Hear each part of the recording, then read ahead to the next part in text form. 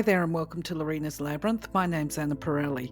The comments that you see here are my views, beliefs, opinions, and sometimes they are not even my fully formed views, beliefs, and opinions. However, they are my understandings. Please do retain an open mind and reflect on any of the content and your comfort levels. If your views differ, please feel free to leave a comment. Also remember, it is possible to disagree in respectful ways. My way is not necessarily your way and vice versa. You might also find that some of the content on this playlist in regard to spiritual or universal laws, it resonates with you, meaning it feels right to you, while other laws may not feel right or they may not feel comfortable. If this is the case, the information is either not right for you or it is not right for you right now, and it might never be right for you at any given time. It really doesn't matter. As an earthy and practical person, I can put my hand up with all honesty and say that I have at different times had the same feelings about some of the content in here, and with some of them I still have a level of skepticism within my viewpoints, but I choose to retain an open mind about the things that I don't fully understand for a few reasons.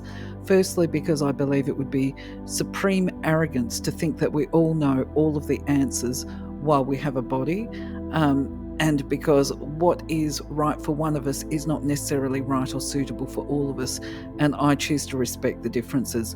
Please do leave your opinions, beliefs. Feel free to argue the points in a respectful way with any of the content on the slides and even my interpretations. And if you feel that you can add clarity around some of the content, we would all love to see it. Thank you. For now, though, let's explore the laws. All creation is governed by law. The principles that operate in the outer universe, discoverable by scientists, are called natural laws.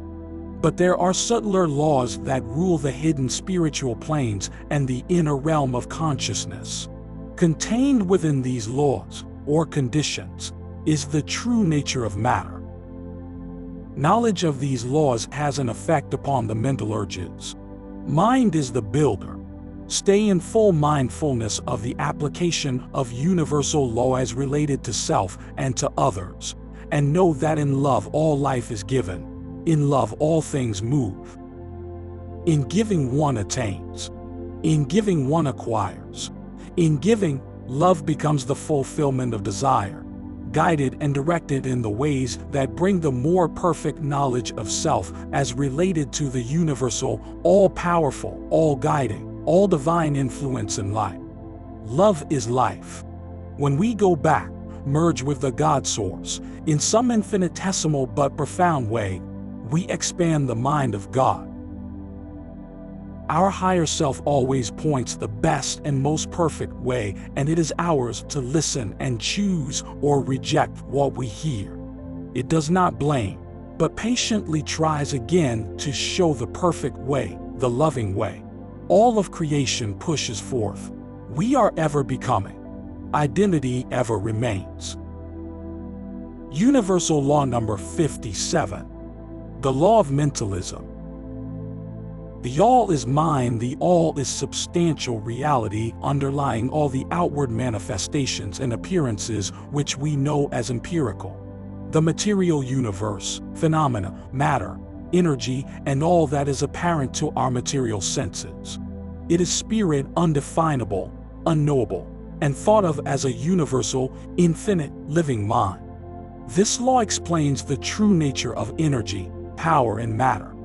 The universe is mental in nature, and mental transmutation is the art of changing the conditions of the universe along the lines of matter, force, and mind. The atom of matter, the unit of force, the mind of man, and the being of the archangel are all but degrees in one scale, and all fundamentally the same. The difference is solely a matter of degree and rate of vibration. All are creations of the all, and have their existence solely within the infinite mind of the all. Okay, this is one of those laws that I look at, and when I put up my yarning sessions and I say, we have to use discernment about the information that we're looking at, and that includes with this information under this law. There is a book that came to my mind as I was reflecting on this what's his name, Don Miguel Ruiz, and he's got a book called The Five Agreements. And one of his wisdoms that he promotes, which is the Toltec wisdom, and I think they're from the Mayans, if that's how you pronounce the word, but he says, never believe anything that you're told, and you reflect and you find your truth yourself. And I certainly would agree with this. So in the first instance, when I look at the law of mentalism, I have a big sigh, and this is around the particular part where they say all is the mind, right? And they're saying the creator is purely of the mind. This is how I interpret this. And that when we talk about becoming enlightened, that it's purely about wisdom and knowledge and what the mind knows. Now, I think this is really open to interpretation that suggests that what we think and believe to be true is the all-important. Now, where I get variation with this, and I think, okay, that's not necessarily my understanding. My understanding is that, yes, the mind is part of it, but there is a difference between what we know and what we think. So if we think something, that doesn't mean that we actually know it, because it doesn't mean that it's true. My understanding is that when there is this enlightenment process, it goes beyond what we think to what we actually know. And we only really know something when we've got experiential knowledge, because that shapes our understanding.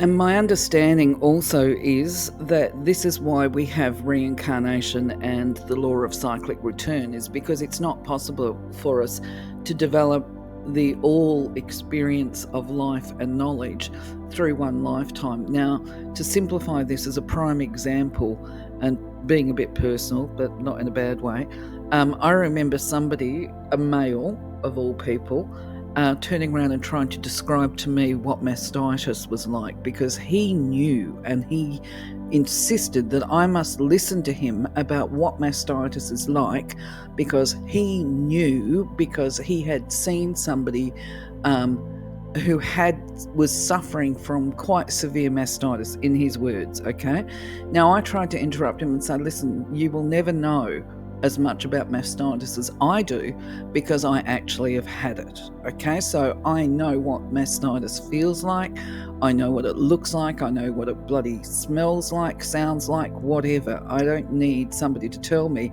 based on their external opinion of what an experience feels like at a core level. So I know this at a very deep personal level, what mastitis is. Now, this is the same with all of our beliefs. Somebody that's on the outside thinks that they know and understand another person's experience, but they will never ever know that experience unless they have it. And this is the difference between belief and knowledge.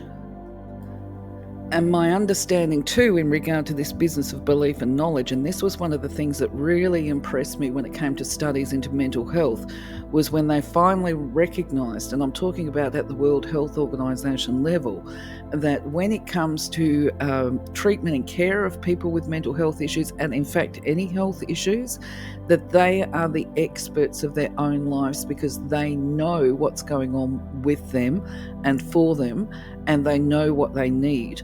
But that doesn't mean to say that their knowledge or expertise is above the clinician or the treating doctor, because it's a team effort, remember. Clinicians can bring to the table potential solutions or treatment options for that person having the experience to consider using, right? So this is a prime example of, unless you're having that experience, you don't really know. You think you know, you might think you know the whole ball and dice, you know. People may think they know everything about everything, but the reality is that nobody does. So this is why I question this point of, you know, the mind is all. Well, obviously I don't agree with the interpretation that's put here that when we get to the source, that it's all about the mind. It may be if the mind includes the experiential wisdom. But if it's just about thought, no, I don't agree that that's enough. I don't agree that that's everything. And the other thing is too, that if you're going to do anything of manifestation or healing or whatever, yes, the thought plays a very important role within that. But my understanding is it's uniting the power of thought with the power of love, purity of intention, and whipping passion into the process, energizing it to be able to create these obviously desired outcomes. So what I do agree with, though, is the information on the second slide, where essentially we are all the same, but there are variations, right? That sameness is that we all have the Creator within us, and we can all access the infinite mind, and at the same time we are all the same, but we are all different because we are independent. We're individual sparks that carry a unique element, and that is our personality, our preferences, our plans, our aims, our goals, our core values. We're not all the same, but we have a sameness amongst us. Like anybody that's on the planet right now walking around, we're all human beings. Okay, bottom line, we're all human beings. But how we present and manifest is unique to us. So we have cultural aspects, we have physiological differences, we have differences in values, we have difference in faith. We're all unique within this commonality of life, I guess. So I don't know. What do you think? Do you think that the thought is everything? And do you think that all that matters is the power of the mind? Let me know your thoughts, because, hey, as I just pointed out, we're all the same, but we're all different. And I'd be interested to hear what you've got to say. Don't forget, I'm going to remind myself and everybody else when I do these videos now, if you're interested and you like where the channel's going, or you think you might be, please do click like on the videos and subscribe to the channel, because that's going to help me get to the position where I can actually do things like live streaming and put more up here actually to try and accommodate needs. It also lets me know what kind of content you're interested in. Anyway, for now I shall say bye-bye for now, and I'll catch you on the next one. Take care. Bye-bye.